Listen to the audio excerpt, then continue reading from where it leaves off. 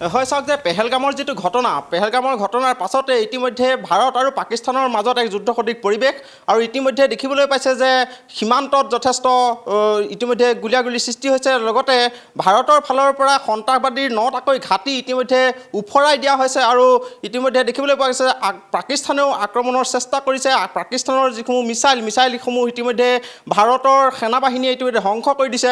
50টাকৈ missile ইতিমধ্যে ধ্বংস কৰি দিছে আৰু ইতিমধ্যে ভাৰতৰ আৰু পাকিস্তানৰ যিটো শেহতীয়া পৰিস্থিতি, শেহতীয়া পৰিস্থিতিক লৈ আমি উপস্থিত হৈছোঁহি কৰ্ণেল দিব্যশংকৰ ভট্টাচাৰ্য, তেখেত এগৰাকী ইতিমধ্যে প্ৰাক্তন সেনা বিষয়া। তেখেতৰ লগত আমি কিছু কথা পাতিম। আপোনাৰ ওচৰলৈ আহিছোঁ। ইতিমধ্যে যথেষ্ট স্পৰ্শকাতৰ হৈ পৰিছে গোটেই পৰিৱেশটো। বৰ্তমানৰ যিটো পৰিৱেশ, এই পৰিৱেশটোক আপুনি কেনেধৰণে চাইছে, কি ক'ব?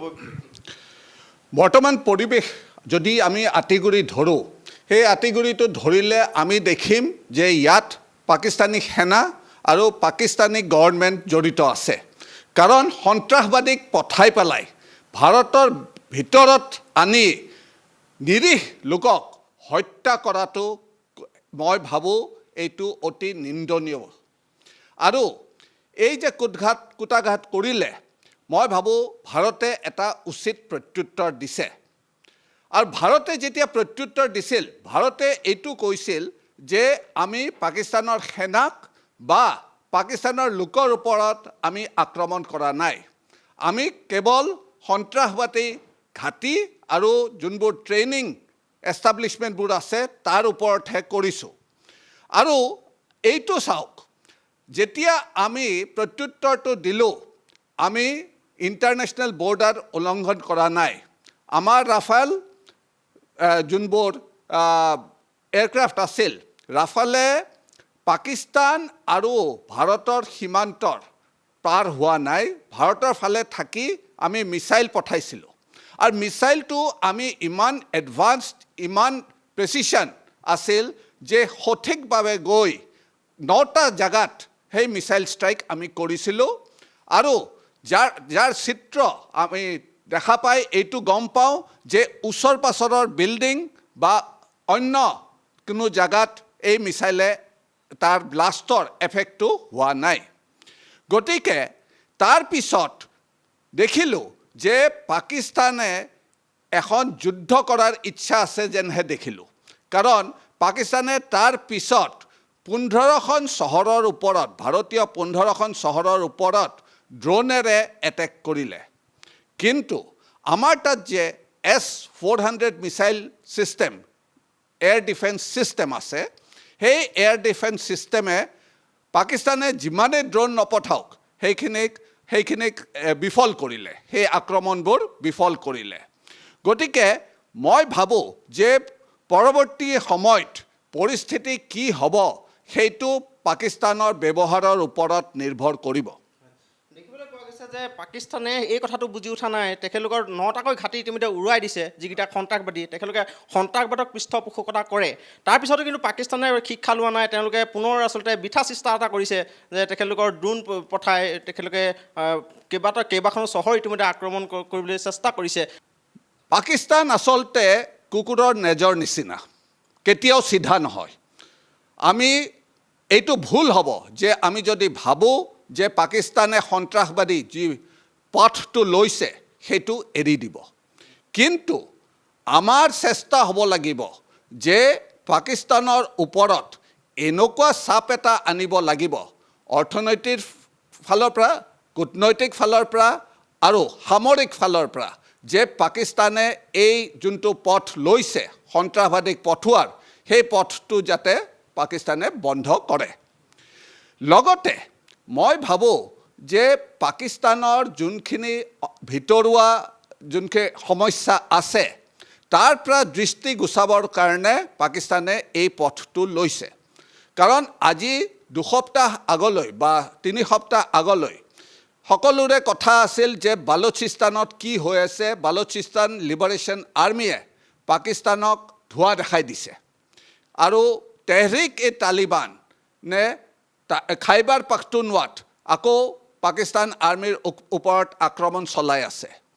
এনেকুৱা অৱস্থা আছিল যে পাকিস্তান আৰ্মীৰ আধাতকৈ বেছি সেনা পাকিস্তান আৰু আফগানিস্তানৰ সীমান্তত আছিল, ভাৰত আৰু পাকিস্তানৰ সীমান্তত নাছিল। কিন্তু এই অৱস্থাত কাৰণ জনপ্ৰিয়তা পাকিস্তান আৰ্মিৰ জনপ্ৰিয়তাটো হ্ৰাস হৈ গৈছিল, সেই জনপ্ৰিয়তাটো আনিবৰ কাৰণে আৰু পাকিস্তানৰ মানুহক লগত লোৱাৰ কাৰণে আৰু যে জনপ্ৰিয়তাটো আকৌ ঘূৰাই আনো, গতিকে সেইকাৰণে পাকিস্তানৰ আৰ্মি জেনেৰেল আসিম মুনিৰ তেখেতে মই ভাবোঁ যে এইটো কৰিলে। S-400 যিটো মিছাইল ই আচলতে কেনেধৰণে লক্ষ্যভেদ কৰিব লাগে, যিটো আচলতে লক্ষ্যভেদ কৰিছে ইতিমধ্যে তেখেতলোকৰ পাকিস্তানৰ 50টাকৈ মিছাইল ইতিমধ্যে ড্ৰোন ইতিমধ্যে ধ্বংস কৰি পেলাইছে, ই কেনেধৰণে আচলতে লক্ষ্যভেদ কৰিব পাৰে? হয়, মই যদি ভাৰত আৰু পাকিস্তানৰ যদি চাওঁ যে এয়াৰ ডিফেন্স ছিষ্টেম কি আছে, পাকিস্তানৰ ঠাইত প্ৰায় 80% যোনখিনি যোগান কৰিছে সেইটো চীনে যোগান কৰিছে।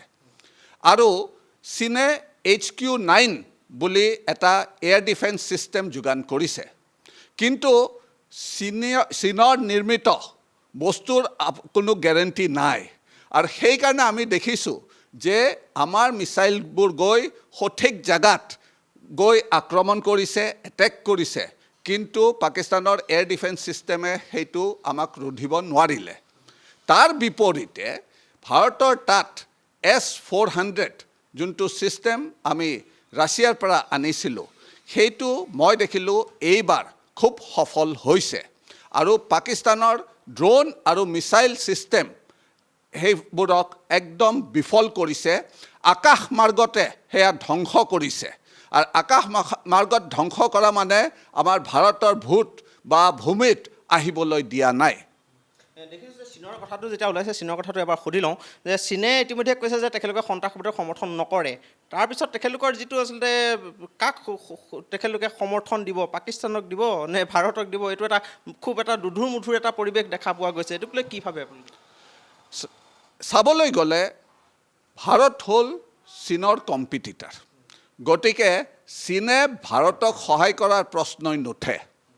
এতিয়া এইটোলৈ আহোঁ যে চীনে পাকিস্তানক সহায় কৰিব নে নকৰে। মোৰ মতে চীনে মুকলিভাৱে হয়তো পাকিস্তানক সমৰ্থন নকৰে, কিন্তু চীনে আৰ্থিকভাৱে আৰু সৈনিক সামগ্ৰী দি পেলাই পাকিস্তানক নিশ্চয় সহায় কৰিব। কাৰণ ভাৰত এখন উঠি অহা দেশ অৰ্থাৎ চীনৰ কম্পিটিশ্যন। মই এটা উদাহৰণ যদি লওঁ, এপলৰ যোনটো আইফোন প্ৰডাকশ্যন আগতে চীনত হৈছিল, এতিয়া এপলৰ আইফোন প্ৰডাকশ্যনটো ভাৰতলৈ শ্বিফ্ট কৰিছে। গতিকে চীন সেইটোত শংকিত, কাৰণ এপল আইফোনৰ বজাৰটো ডাঙৰ বৃহৎ বজাৰ আমেৰিকাত আছে। গতিকে চীনে সেইকাৰণে বিচাৰিব যে ভাৰতত অস্থিৰতা হওক আৰু ডাঙৰ ডাঙৰ কোম্পানীয়ে ভাৰতত নিৱেশ বা ইনভেষ্ট নকৰে। সেইকাৰণে মই ভাবোঁ যে চীনে পাকিস্তানক আৰ্থিকভাৱেও সহায় কৰিব আৰু যুদ্ধৰ সামগ্ৰী দি পেলাই সহায় কৰিব, কিন্তু মুকলিভাৱে পাকিস্তানৰ পক্ষত নাহে। আৰু এটা কথা সুধিম যে পাকিস্তানখন আচলতে আৰু দুভাগত হ'ব নেকি? এতিয়া বেলুচিস্তান আৰ্মীয়ে ইতিমধ্যে পাকিস্তানী সেনা ইতিমধ্যে গাড়ী যিখন উৰুৱাই দিছে, তাৰপিছত আকৌ TTP-য়ে ইতিমধ্যে আক্ৰমণ কৰিছে, পাকিস্তানী সেনা কেইবাজনকো ইতিমধ্যে হত্যা কৰিছে। মই কৈ আছোঁ যে পাকিস্তানৰ যোনটো অভ্যন্তৰীণ সমস্যা সেইটো যদি চাই, পাকিস্তানত 4খন প্ৰান্ত আছে।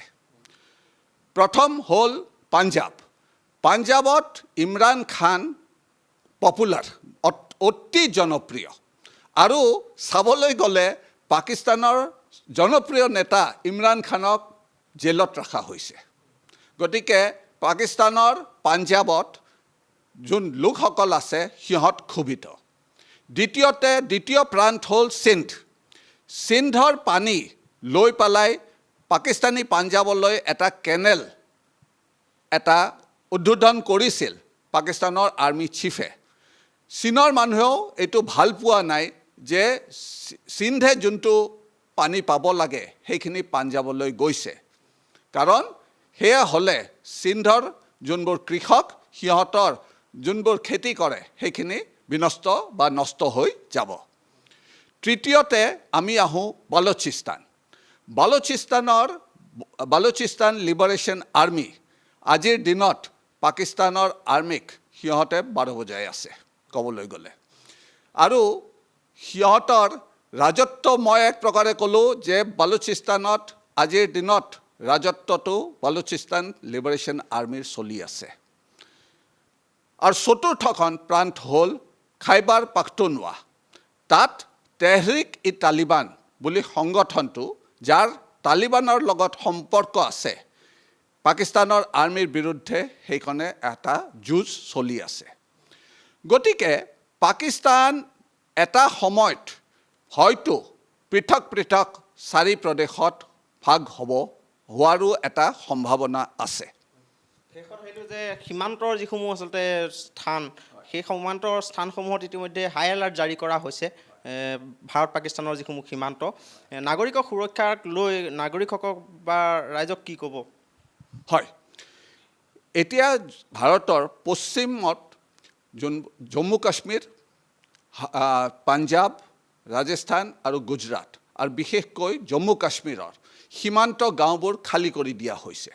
কাৰণ প্ৰথমতে এইটো আছিল যে ৰাইফল আৰু মৰ্টাৰৰ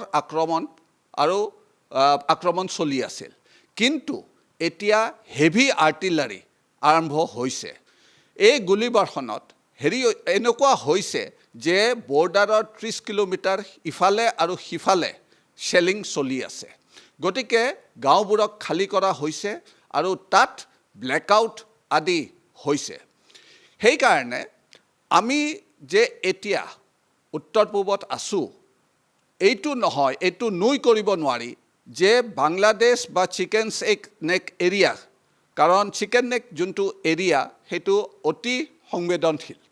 গতিকে আৰু বাংলাদেশত আজিৰ দিনত ভাৰতৰ বিপক্ষে বাংলাদেশে কাম কৰি আছে। হয়তো ভাৰতৰ ভিতৰত কিছু স্লিপাৰ চেল ৰাখি পেলাই সিহঁতে এটেনশ্যনটো ডাইভাৰ্ট কৰিবৰ কাৰণে ইয়াত কিবা এটা কৰিব পাৰে। মানে উত্তৰ পূবত কিবা মই ভাবোঁ যে উত্তৰ পূৰ্বৰ আৰু বিশেষকৈ অসমৰ জনগণই অতি এনেকুৱা কৰিব লাগে যে ধৰক মক ড্ৰিল হৈছে, তেতিয়াহ'লে মক ড্ৰিলবোৰ ভালকৈ পালন কৰিব লাগে। মক ড্ৰিল কেনেকৈ হয়, কি কৰিব লাগে, দায়িত্ব কি, সেইবোৰ চাব লাগিব। আৰু লগতে ব্লেকআউটৰ যি আদেশ হয় সেই আদেশবোৰ পালন কৰিব লাগিব। ইয়াৰ লগতে আৰু এটা কথা কওঁ যে এইটো এনেকুৱা সময় য'ত আমি এইটো চাব লাগিব যে আমি কি মেছেজ আমাৰ তাত আহে আৰু কি মেছেজ আমি ফৰৱাৰ্ড কৰোঁ। কাৰণ আজিৰ দিন হ'ল চাইবাৰ এটেকৰ যুগ। মই ভাবিছোঁ যে হয়তো এতিয়া চাইবাৰ এটেক পাকিস্তানৰ ফালৰ পৰা বা চীনৰ ফালৰ পৰা চাইবাৰ এটেক হ'ব পাৰে। গতিকে অতি সাৱধানে আমি যেতিয়া ইণ্টাৰনেটত যাওঁ বা হোৱাটছআপ ব্যৱহাৰ কৰোঁ, সেইসকলত আমি অতি সাৱধানে থকা উচিত।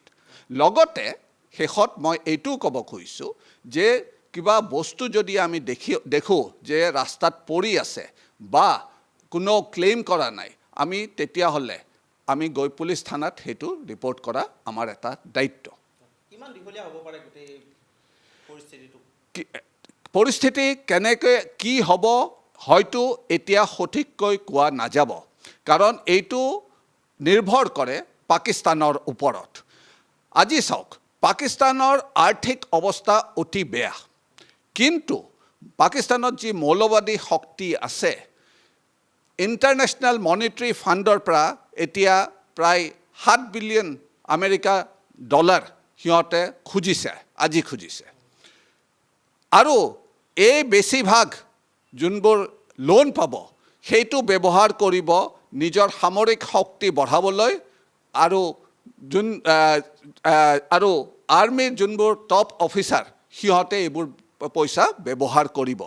জনতাৰ স্বাৰ্থে এই পইচাবোৰ নাযায়। গতিকে ভাৰতে এই আজি যোনটো মিটিং হ'ব তাত এই ইণ্টাৰনেশ্যনেল মনিটাৰী ফাণ্ডৰ লোনটো অপ'জ কৰিব।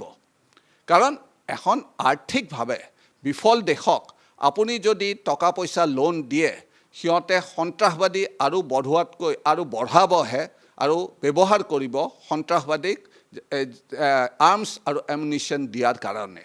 গতিকে মই ভাবোঁ এতিয়া সময় হৈছে যে বিশ্বৰ বিভিন্ন দেশ আৰু সংগঠনবোৰে এইটো গম পাওক যে ভাৰতে সন্ত্ৰাসবাদীৰ হাতত ইমান ভুগিছে আৰু এইটো যে যুদ্ধ ভাৰতে এতিয়া কৰি আছে এইটো আচলতে সন্ত্ৰাসবাদীৰ বা সন্ত্ৰাসবাদৰ বিপক্ষে যুদ্ধ, পাকিস্তানৰ মানুহৰ বা পাকিস্তানৰ আৰ্মিৰ লগত যুদ্ধ নহয়।